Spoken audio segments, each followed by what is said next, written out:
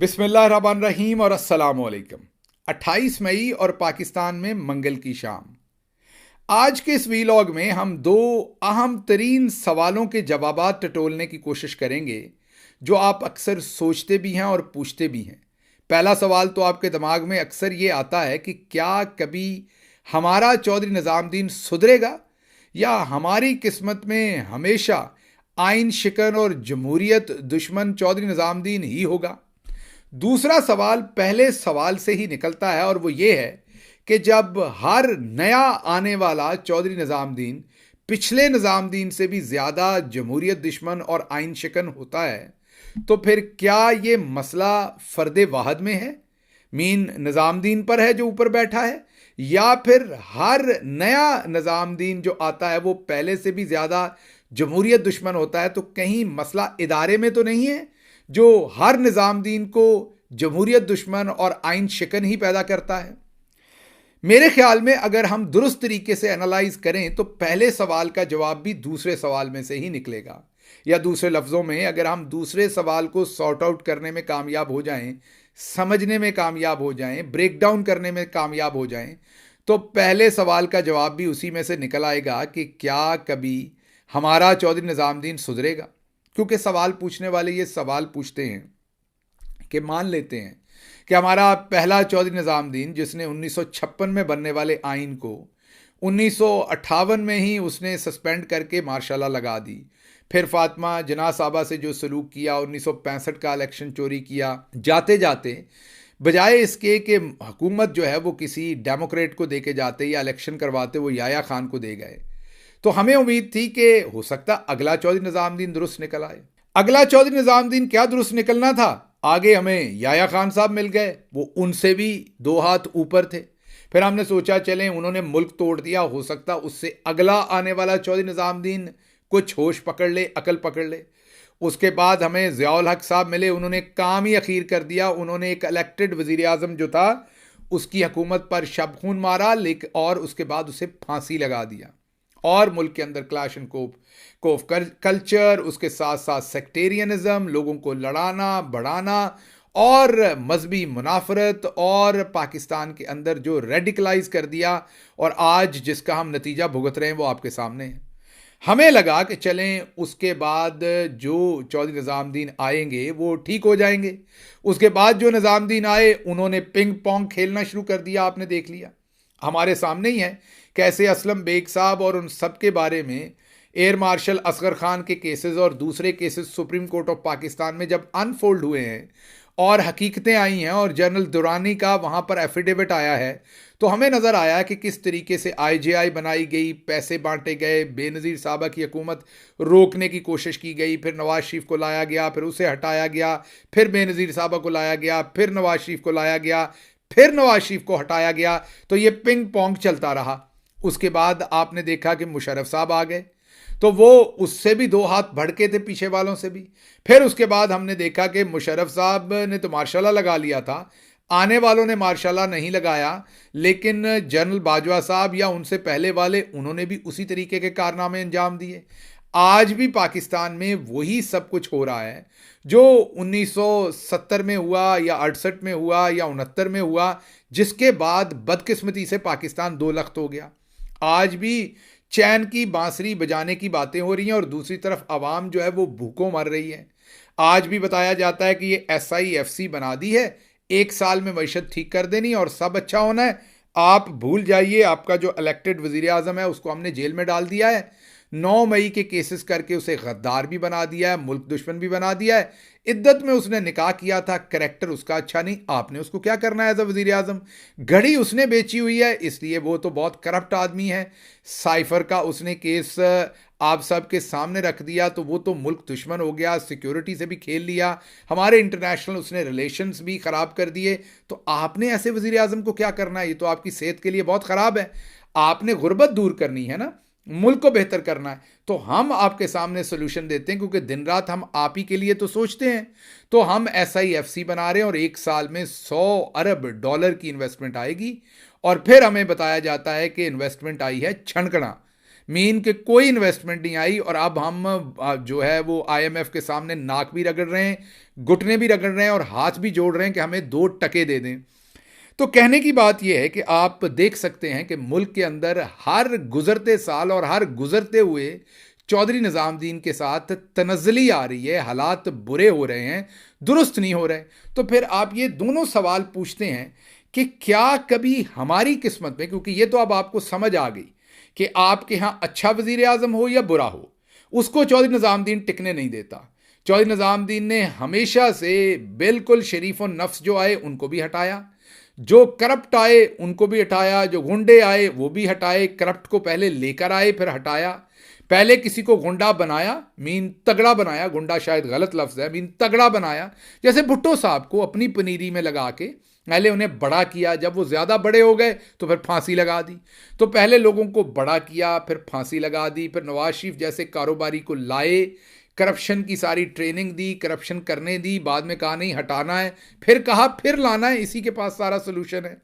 तो फिर सवाल तो जायज़ है कि क्या मसला इदारे में है या ऊपर बैठे शख्स में है।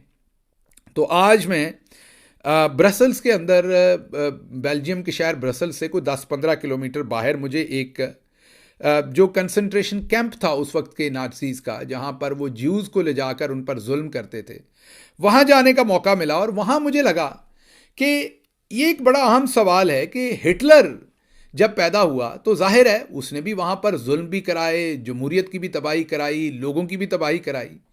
तो किसी जर्मन माँ ने दोबारा हिटलर क्यों नहीं पैदा किया? या दूसरे लफ्ज़ों में देखिए कि हिंदुस्तान में चाय बेचने वाला, वो उसे कहते हैं, जो प्राइम मिनिस्टर है, 3री बार प्राइम मिनिस्टर बन रहा है, वो तो नहीं उसको हटा रहे, उनको तो उसमें ऐब नज़र नहीं आ रहा।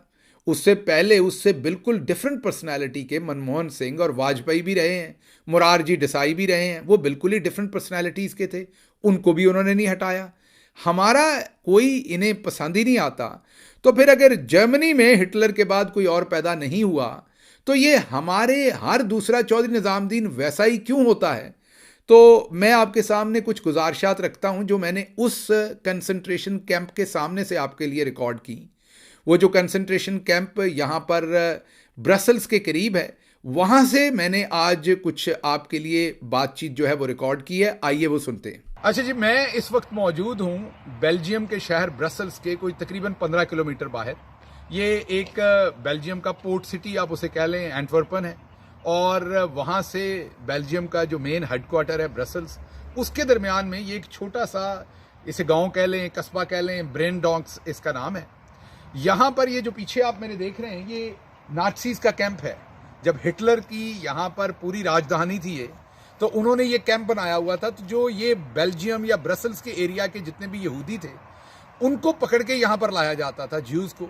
और जो ये गेट पार कर जाता था, ये अभी भी वो बोर्ड लगा हुआ है सामने, उस तरफ जरा रखिए कैमरा, वो जो बोर्ड लगा हुआ है अभी भी, उस पर लिखा हुआ है कि अगर आपने ये गेट यहाँ से आगे क्रॉस किया तो आपको गोली मार दी जाएगी और पूछा भी नहीं जाएगा, आपसे सवाल नहीं पूछा जाएगा। ये जर्मन में लिखा हुआ है पीछे।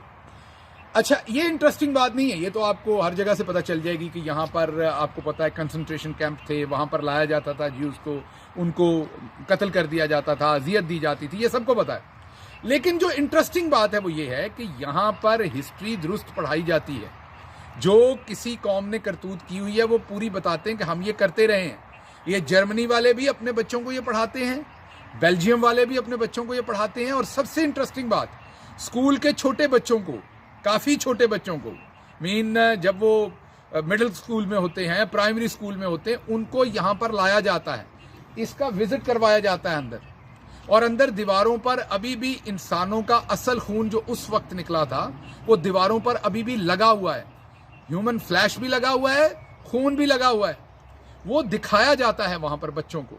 और हुक्स जिनके साथ उल्टा लटका दिया जाता था पीछे हाथ बांध के, वो हुक्स भी, सब कुछ वो टॉर्चर का सामान, ओरिजिनल, उनके ऊपर खून के ओरिजिनल धब्बे, दीवारों के ऊपर इंसानों का खून, वो सब कुछ यहाँ वैसे का वैसा ही है और वो दिखाया जाता है बच्चों को। मेरी कुछ पेरेंट्स से बात हुई है, मसलन फॉर एग्जांपल यहाँ पर हमारे जो पाकिस्तान तहरीक इंसाफ के बड़े ही जय्यद किस्म के यहाँ पर हमारे लीडर हैं बाबू साहब, उनसे मेरी बात हुई। उन्होंने बताया कि उनके जब बच्चे यहाँ आए और वापस गए तो कई दिन सो नहीं सके वो बच्चे, इतनी तकलीफ में रहे। अब आपको पता है कि ये सोसाइटीज़ कभी भी अपने बच्चों को तकलीफ नहीं देना चाहते या ऐसा एक्सपीरियंस नहीं देना चाहते जिससे वो टॉर्चर हों या किसी भी तरह से उनको किसी भी किस्म का डर खौफ आए, लेकिन वो ये डेलिबरेटली यहाँ का विजिट करवाते हैं ताकि दोबारा कोई हिटलर इनके यहाँ पैदा ना हो। इनको पता हो कि इंसानों के साथ ये सलूक नहीं करना। वो अपनी हिस्ट्री मीन सच बताते हैं, वो कितना भी मकरूह हो। हमारे साथ क्या किया गया है, हमने पाकिस्तानियों को क्या तारीख पढ़ाई है, हमने अपने बुरे किए हुए काम किस तरीके से छुपाए हैं, वो आप हमूदुर रहमान कमीशन रिपोर्ट जो है उसी को अगर आप देख लें तो आपको सारी बात हमारी करतूत और इनकी करतूत समझ आ जाएगी। अब इनको भी छुपाना चाहिए जो कुछ हमने किया बांग्लादेश के अंदर, जो कुछ हमने उस हमूदुर रहमान, मैं नहीं कह रहा ये दोबारा मेरे पे नहीं चढ़ जाना चौधरी निजामुद्दीन साहब, सारी बुराई की जड़ शहबाज गिल नहीं है, ये मैंने नहीं कहा, ये हमूदुर रहमान कमीशन और वो किसी लल्लू पंजू ने नहीं लिखी थी। वो उस वक्त का चीफ जस्टिस था जिसके नीचे पाकिस्तान का चीफ जस्टिस था, हिंदुस्तान का नहीं था, जिसके नीचे एक कमीशन बना और उसने उस कमीशन के अंदर तमाम कुछ फाइंड आउट किया और बताया कि हमारे जनरल्स जो हैं वो वहां से करोड़ों रुपए लूट के वहां के बैंकों से इन बैंकों में लेके आए मगरबी पाकिस्तान से।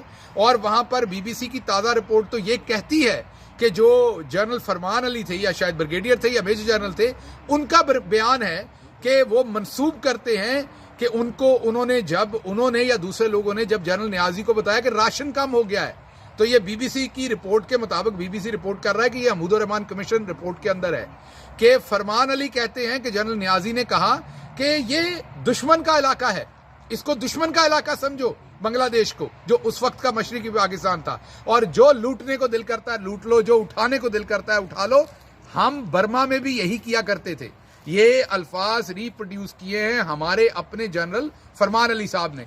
तो कहने की बात यह है कि जो 25 और 26 की रात हमने ढाका में किया, जब हमने मुजीबुर रहमान को उठा लिया, गिरफ्तार कर लिया, उसके बाद ऑपरेशन हुआ वहां पर, तो क्या हम वो तारीख पढ़ाते हैं अपने बच्चों को जैसे ये पढ़ाते हैं? जैसे ये ब्रसल्स वाले या बेल्जियम वाले अपने बच्चों को लाकर ये बताते हैं कि आपके ताया, आपके दादा, आपके परदादा ये करतूतें करते थे, आपने नहीं करनी। उनको तकलीफ में से गुजारते हैं, उन्हें ह्यूमन ब्लड दिखाते हैं, सब कुछ यहाँ दिखाते हैं, सिर्फ इसलिए कि दोबारा ये तारीख ना दोहराई जाए। हमारे क्यों हर 5-10 साल के बाद, 15 साल के बाद हमें नया याया खान साहब मिल जाते हैं? उसकी वजह यह कि ना हम किसी को सजा देते हैं और फिर हमारे पूरी फौज के इदारे को बदनाम करने के लिए या क्रिटिसाइज करने के लिए जो चंद लोग ऊपर बैठते हैं, वो पूरे इदारे के बारे में आप लोग इस तरह के तज्जिए देते हैं कि जी अगर एक शख्स खराब हो तो फिर हर नया बंदा क्यों उस इदारे में से इस तरह का निकल आता है? तो उसका जवाब मैं यही देता हूं कि देखिए, इधर भी एक हिटलर आया था, गलत था वो। क्या दोबारा हिटलर पैदा हुए हैं? दोबारा नहीं। इन्होंने जब सजा, इदारे गलत नहीं होते, इदारे कौम में से बनते हैं। कभी भी कोई कौम गलत नहीं होती, कोई कल्चर गलत नहीं होता। हाँ, उनमें अगर कोई गलत रवश हो जाए, कोई गलत काम वो कर दें, उस पर सजा जजा हो जाए तो काम रुक जाता है, इसीलिए सजा दी जाती है। वरना बताएं, सजा देना भी कोई बड़ी को अच्छी काम है? किसी इंसान को तकलीफ देना, उसकी जान लेना, उसको जेल में रखना, ये किसको पसंद होगा? दुनिया में किसी मुल्क को पसंद नहीं। सजाएं इसलिए दी जाती हैं ताकि आइंदा वो जराइम ना हो। जराइम की रोकथाम के लिए दिल पर पत्थर रखकर सजाएं दी जाती हैं। अगर ये भी हिटलर को सजा ना देते, जो न्यूरनबर्ग के ट्रायल से जो वहां पर लाके नाटसीज को सजाएं दी गई वो ना दी जाती, इस तरह के म्यूजियम में लाके बच्चों को ये सब कुछ ना दिखाया जाता, तो क्या होना था? हमारे जिस तरह हमारे रोज या पैदा हो जाता है नया, इधर भी रोज नया हिटलर पैदा हो जाना था। पहले उन्होंने यहूदियों को जो है वो बेचारों को फड़काया था, इस दफा बारी 9/11 के बाद मुसलमानों की आ जानी थी। जैसे 9/11 के बाद पूरी दुनिया में इस्लामोफोबिया हुआ, अभी भी यूरोप के बहुत सारे मुल्कों में मुसलमान इस टाइम शदीद तकलीफ में है। यहां पर ऐसी पार्टीज हैं जो कहती हैं मुसलमानों को यहां से निकाल दो, मुसलमानों ने ये कर दिया। अगर हिटलर को सजाएं ना दी होती, उसके फॉलोअर्स को, उसके गलत अहकामात मानने वालों को सजाएं न्यूरनबर्ग ट्रायल करके ना दी होती, तो यकीन कीजिए जो उस वक्त यहूदियों के साथ हुआ वो आज मुसलमानों के साथ हो रहा होता, कोई ना कोई ये काम कर रहा होता। इन्होंने उस चीज के सामने बंद बांधा क्योंकि इन्होंने वक्त के ऊपर सजाएं दे दी। हमने क्या किया उसके बरक्स? हमने हमूदुर रहमान कमीशन रिपोर्ट ही दबा ली। हमने कहा हमने निकलने नहीं देनी, और हमने फिर क्या किया?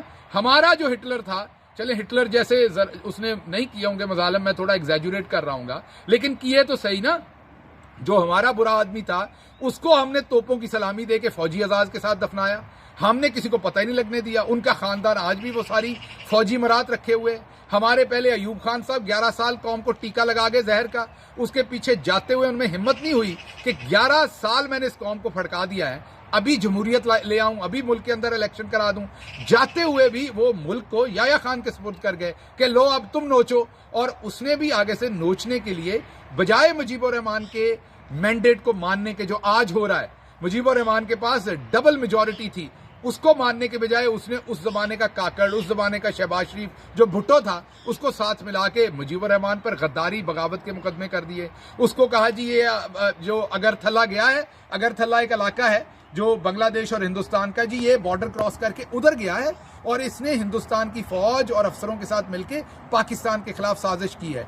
उठाकर उसको लाके फैसलाबाद में पहले एक जेल में रखा, फिर मियांवाली में रखा, हमने ये काम कर दिया। तो कहने की बात यह है कि हिस्ट्री में से हमने कहीं नहीं सीखा। तो जब आप कहते हैं इदारे गलत हैं, इदारे गलत नहीं होते, इदारे किसी मुल्क के गलत नहीं होते, ना हमारा कोई इदारा गलत है ना दुनिया का कोई, उसमें लोग गलत होते हैं। और सबसे ज्यादा गलत होता है जो ऊपर बैठा होता है, सबसे ज्यादा जिम्मेदारी उसकी होती है। अगर ऊपर वाले को सजा दे दी जाए या उन चंद लोगों को जिन्होंने वो पॉलिसी ऊपर से ट्रिकल डाउन की है, तो आइंदा वो काम नहीं होगा। अगर ये अपने याया खान को छोड़ देते तो फिर यहां भी ये काम रिपीट होना था और आज मुसलमान उसकी कीमत जरूर चुकाते। मेरे जैसा बंदा यहां फ्रीली खड़ा इधर से वीडियो ना बना रहा होता, बल्कि मैं इस गेट के परली तरफ होता, या ये पीछे कैमरे के जो मेरे पाकिस्तानी दोस्त यहां पर खड़े वीडियो बना रहे हैं मेरी, जब मैं ये बात कर रहा हूं, तो वो इसके पीछे होते और इसी कैंप के अंदर हमारे साथ भी वही हो रहा होता जो इससे पहले इस कैंप के अंदर लोगों के साथ हुआ।